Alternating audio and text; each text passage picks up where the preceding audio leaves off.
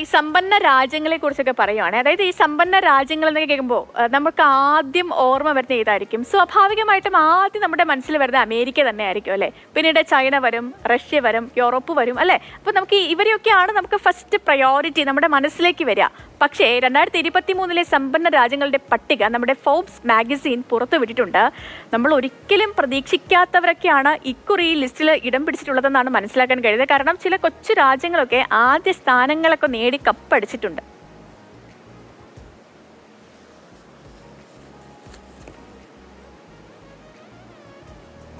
ലാൽ കൃഷ്ണനാണ് ചേരുന്നത്. Lal, good morning. ഇപ്പോൾ ഞാൻ പറഞ്ഞതുപോലെ തന്നെ നമുക്ക് ഈ ഫോബ്സ് മാഗസിൻ സാധാരണ എല്ലാ വർഷങ്ങളിലും പുറപ്പെടുവിക്കുന്ന പട്ടികയിലൊക്കെ ഇടം പിടിക്കുന്നത് നമ്മുടെ ഈ മുതലാളിത്ത രാജ്യങ്ങൾ അല്ലെങ്കിൽ വൻകിട രാജ്യങ്ങളൊക്കെ തന്നെയാണ് ഫസ്റ്റ് ഒരു 10 എണ്ണത്തിലൊക്കെ ഇടം പിടിച്ച് വരാറ്.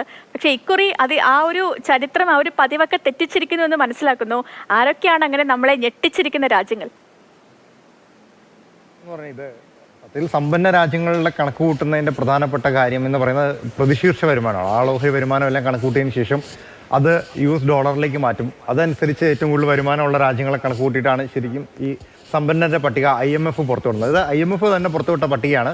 IMF പുറത്തുവിട്ട പട്ടിക എടുത്ത് ഫോബ് മാഗസിൻ പ്രസിദ്ധീകരിച്ചു എന്ന് മാത്രമേ ഉള്ളൂ. അതിനകത്ത് നമ്മൾ കണക്ക് പരിശോധിച്ച് നോക്കുമ്പോൾ ഈ അമേരിക്കയും ചൈനയും ഇന്ത്യയും ജർമ്മനിയും ഒന്നും ചിത്രത്തിൽ പോലും ഇല്ല എന്നുള്ളതാണ്. അമേരിക്ക പിന്നെയും 10ാം സ്ഥാനത്തെങ്കിലും എത്തിപ്പെട്ടിട്ടുണ്ട്. ചെറിയ രാജ്യങ്ങളെന്ന് പറഞ്ഞിട്ടുണ്ടെങ്കിൽ വളരെ ചെറിയ രാജ്യങ്ങൾ, അതായത് ഒരു 630,000 ആളുകളുള്ള രാജ്യങ്ങൾ, അല്ലെങ്കിൽ 3 ലക്ഷം ആളുകളുള്ള 50,000 ആളുകളുള്ള രാജ്യങ്ങൾ, അതായത് ആ അത്രയും ജനസംഖ്യ കുറയുന്നതനുസരിച്ച് അവരുടെ പ്രതിശീർഷ വരുമാനത്തിന് വലിയ മാറ്റം വരുന്നുണ്ട്. ആ മാറ്റം കൊണ്ടാണ് അവരെല്ലാം 1ാം സ്ഥാനത്തേക്ക് എത്തിയത്. അല്ലാണ്ട് അവർ വലിയ രീതിയിൽ സമ്പാദ്യം ഉണ്ടാക്കിയത് കൊണ്ടല്ല. എന്നിരുന്നാൽ പോലും പട്ടികയിൽ ഇടം നേടുക എന്ന് പറയുന്നത് തന്നെ വലിയ രാജ്യമാണല്ലോ. ഇപ്പോൾ നമ്മൾ നോക്കുകയാണെങ്കിൽ ലക്സംബർഗ്, അയർലൻഡ്, സിംഗപ്പൂർ തുടങ്ങിയ രാജ്യങ്ങളൊക്കെയാണ് 1, 2, 3 സ്ഥാനങ്ങളിലേക്ക് എത്തിയത്. നമ്മൾ പരിചയമുള്ള ഖത്തറാണ് ഭേദപ്പെട്ട രീതിയിൽ ആദ്യ 5-ൽ ഇടം പിടിച്ചിരിക്കുന്ന മറ്റൊരു രാജ്യം. ഖത്തർ സ്വാഭാവികമായിട്ടും സമ്പന്ന രാജ്യമാണെന്ന് അറിയാം. അമേരിക്കയുടെ കണക്ക് നോക്കുമ്പോൾ അമേരിക്ക 10ാം സ്ഥാനത്താണ് ഇടം പിടിച്ചിരിക്കുന്നത്. അപ്പോൾ അമേരിക്ക 10ാം സ്ഥാനത്ത് ഇടം പിടിച്ചിട്ടുണ്ടെന്ന് മാത്രമല്ല, ചൈനയ്ക്ക് അതിനേക്കാളൊക്കെ ഒരുപാട് പിന്നിലാണ്. അപ്പോൾ സ്വാഭാവികമായിട്ടും നമ്മുടെ ഒരു കൺഫ്യൂഷൻ എന്ന് പറഞ്ഞത്, അപ്പോൾ ഇന്ത്യ ഇതിൻ്റെ അകത്ത് ഇല്ലേ എന്നൊരു ചോദ്യം. ആകെ ഉള്ളത് 200 രാജ്യങ്ങളുടെ പട്ടികയാണ്. അതിൻ്റെ അത് 129ാം സ്ഥാനമാണ് ഇന്ത്യക്ക് ലഭിച്ചിരിക്കുന്നത്. പക്ഷേ നമുക്കിങ്ങനെ സങ്കടപ്പെടേണ്ട അവസ്ഥയൊന്നും ഉണ്ടാവണ്ട എന്നൊരു തീരുമാനം കൂടി IMF പറഞ്ഞു. കാരണം സമ്പന്നരായിക്കൊണ്ടിരിക്കുന്ന രാജ്യങ്ങൾ, അല്ലെങ്കിൽ നിലവിലുള്ള ശരിക്കും വരുമാനം അനുസരിച്ച് നോക്കുമ്പോൾ കുറെ കൂടി ബെറ്റർ ആയിട്ടുള്ള രാജ്യങ്ങളുടെ പട്ടിക എടുത്ത് നോക്കുകയാണെങ്കിൽ അതിൻ്റെ അത് അമേരിക്ക തന്നെയാണ് 1ാം സ്ഥാനത്തുള്ളത്. 2ാം സ്ഥാനത്ത് ചൈനയും, 3ാം സ്ഥാനത്ത് ജപ്പാനും, 4ാം സ്ഥാനത്ത് ജർമ്മനിയാണ്. അങ്ങനെ നോക്കി കഴിയുമ്പോൾ 5ാം സ്ഥാനത്തേക്ക് നമ്മൾ മാറിയിട്ടുണ്ട്. നമ്മളിത് 7ാം സ്ഥാനത്ത് നിന്ന് 5ാം സ്ഥാനത്തേക്കാണ് ഇന്ത്യ ഡെവലപ്പ് ചെയ്ത് വന്നിരിക്കുന്നത്. അതിസമ്പന്നരുടെ പട്ടികയിലല്ല, എന്നാൽ പോലും സമ്പന്നരായി വളർന്നുകൊണ്ടിരിക്കുന്ന രാജ്യങ്ങളുടെ പട്ടികയിൽ, വളർച്ച കൈവരിക്കുന്ന രാജ്യങ്ങളുടെ പട്ടികയിൽ, ലോക രാജ്യങ്ങളുടെ എണ്ണത്തിൽ 5ാം സ്ഥാനത്തേക്ക് ഇന്ത്യ എത്തിയിട്ടുണ്ടോ എന്നുള്ളത് അഭിമാനകരമായ നേട്ടം തന്നെയാണ്. ഇതിൻ്റെ പ്രധാന കാരണം കോവിഡിൻ്റെ സമയം, കോവിഡാനന്തരം രാജ്യങ്ങളുടെ വരുമാനത്തിലെല്ലാം കാര്യമായ പ്രശ്നങ്ങൾ സംഭവിച്ചിട്ടുണ്ട്. ആ സമയത്ത് ഈ ടൂറിസവുമായി ബന്ധപ്പെട്ട് കോവിഡാനന്തരം ടൂറിസവുമായി ബന്ധപ്പെട്ടുകൊണ്ട് വരുമാനം കണ്ടെത്തിയ രാജ്യങ്ങളാണ് ഈ ആദ്യത്തെ 5 രാജ്യങ്ങളിൽ ഇടം നേടിയിരിക്കുന്ന രാജ്യങ്ങൾ. നമ്മൾ ആദ്യം പറഞ്ഞ ലക്സംബർഗ്, ഖത്തർ പോലുള്ള രാജ്യങ്ങൾ ആ പട്ടികയിൽ വരുന്ന രാജ്യങ്ങളാണ്. ഈ സിംഗപ്പൂർ പോലുള്ള രാജ്യങ്ങൾ.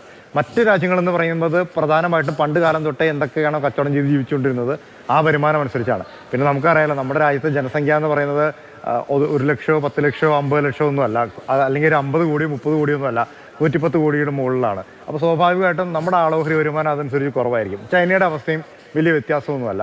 മറ്റു രാജ്യങ്ങളും കണക്കൂട്ടി കഴിയുമ്പോൾ അങ്ങനെ തന്നെയാണ്. നേരെ മറിച്ച് ചെറിയ രാജ്യങ്ങളാകുമ്പോൾ ചെറിയ ജനസംഖ്യയാണ്, അതനുസരിച്ച് അവർക്ക് വരുമാനം കൂടുതലാണ്. അതുകൊണ്ടാണ്. അല്ലെങ്കിലും നമ്മൾ 1ാം സ്ഥാനമൊക്കെ പണ്ടേ പിടിക്കേണ്ട ഒരു സമയം കഴിഞ്ഞിരുന്നു എന്നൊരു തോന്നലും നമ്മുടെ നാട്ടിലുണ്ട്. എന്തായാലും വരും കാലഘട്ടത്തിൽ നമ്മൾ ഈ 5ാം സ്ഥാനത്ത് നിന്ന് ഒരു 3ാം സ്ഥാനത്തെങ്കിലും പോകും എന്ന പ്രതീക്ഷ കൂടി IMF പങ്കുവെക്കുന്നുണ്ട്. തന്നെയാണ്. നമുക്കും ആ ഒരു പ്രതീക്ഷയിൽ തന്നെ മുന്നോട്ട് പോകാം. എന്താണെങ്കിലും പ്രതിശീർഷ വരുമാനത്തിന്റെ അടിസ്ഥാനത്തിലാണ് ഇത്തരത്തിൽ ഈ രാജ്യങ്ങളെല്ലാം, സിംഗപ്പൂരും അയർലൻഡും ഒപ്പം തന്നെ ഖത്തറും അടക്കമുള്ള രാജ്യങ്ങളൊക്കെ 1ാം സ്ഥാനത്തേക്ക് 1, 2, 3 സ്ഥാനങ്ങളിലേക്കൊക്കെ എത്തിയത് എന്നാണ് ലാൽ കൃഷ്ണൻ പറഞ്ഞത്.